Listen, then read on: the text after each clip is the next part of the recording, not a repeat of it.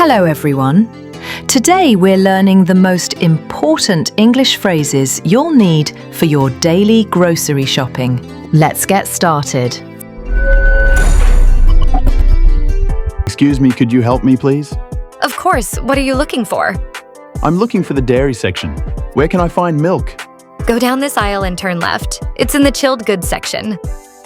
Thank you so much. You're welcome. Let me know if you need anything else. How much is this bottle of olive oil? That one is $12.50. Do you have any cheaper brands? Yes, we have one on sale over there for $9. Great, I'll take that one instead.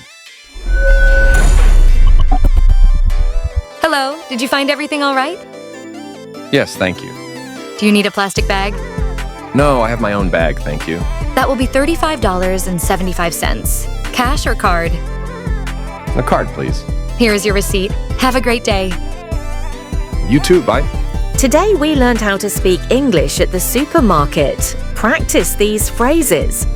If you learned something from my video, please subscribe to my channel. See you in the next video.